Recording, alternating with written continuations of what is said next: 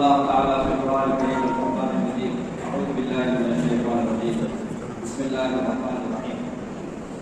ونزعنا ما في صدورهم من غل إخوانا على سرر متقابلين. صلى الله عليه وسلم.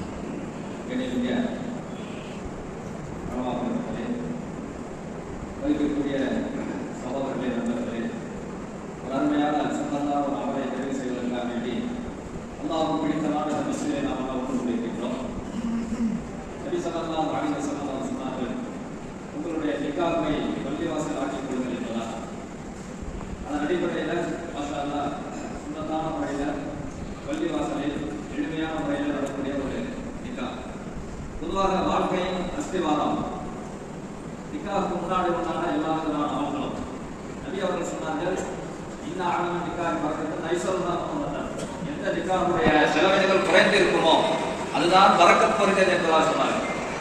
அப்படிப்பட்ட எல்லா விதமான பரக்கத்துகள் உள்ளடக்கிய முறையில் அழகானதொரு எளிமையான முறையில் ஒரு நிக்காஹுடைய மஜ்லிஸ் நாம் கூடியிருக்கின்றோம். பொதுவாக மணமக்களுக்காக நாம் துஆ செய்வோம். பாரக்கல்லாஹு லக வ பாரக அலைகுமா வ ஜமா பைனகுமா ஃபீ கைர்.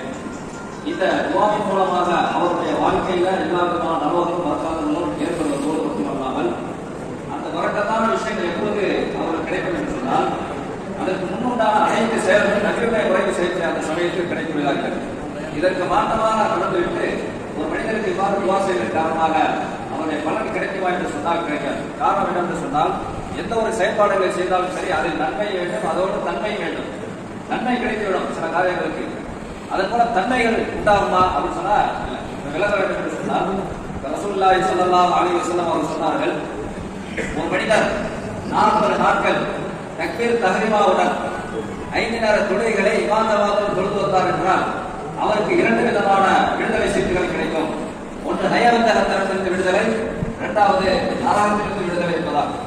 பொதுவாக தொழுவதற்கு நன்மை இருக்கிறது. ஆனால் இப்ப சொல்லப்பட்ட அந்த 2 நன்மை எப்பொழுது கிடைக்கும்? இந்த நிபந்தனை பேணி நடக்கின்ற அந்த சமயத்தில் கிடைக்கும். அதே போல நிக்காஹ் என்பது சுன்னத்தான ஒரு அமல். இதில் பரக்கத் இருக்கிறது, எல்லா விதமான ஈவுடன் அளவுகளும் இருக்கிறது. இதெல்லாம் எப்பொழுது கிடைக்கும்? அந்த செயல்பாடுகளை நபி அவர்கள் காட்டி தந்த அந்த முறை பிரகாரம் நாம் செயல்படுத்தக்கூடிய அந்த சமயத்தில் தான் நன்மைகள் தன்மைகள் அனைத்தும் கிடைப்பதாக இருக்கிறது. மாஷா அல்லாஹ், அடிப்படையில் அழகான ஒரு பள்ளிவாசலில் வைத்து நம்முடைய ஷேக் ராசிதுடைய அவருடைய நிக்காஹ் நடைபெற இருக்கிறது. அல்லாஹ் தஆலா அந்த நிக்காஹை பொருந்திக் கொள்வானாக. இதன் மூலம் அவர்களுக்கு இரு உலகத்தினுடைய நலவுகளையும் பரக்கத்தையும் விசாலமாக தந்து அவர் வாழ்க்கையை செழிப்பாக்கி தருவானாக. அவருடைய சந்ததிகளையும் ஆலிம்களாக, ஹாஃபிஸ்களாக, காரிகளாக, தீர்த்த தாரிகளாக அல்லாஹ் உருவாக்கி தருவானாக. வாஹிர் தாவானா அல்ஹம்துலில்லாஹி ரப்பில் ஆலமீன். அஸ்ஸலாமு அலைக்கும் வரஹ்மத்துல்லாஹி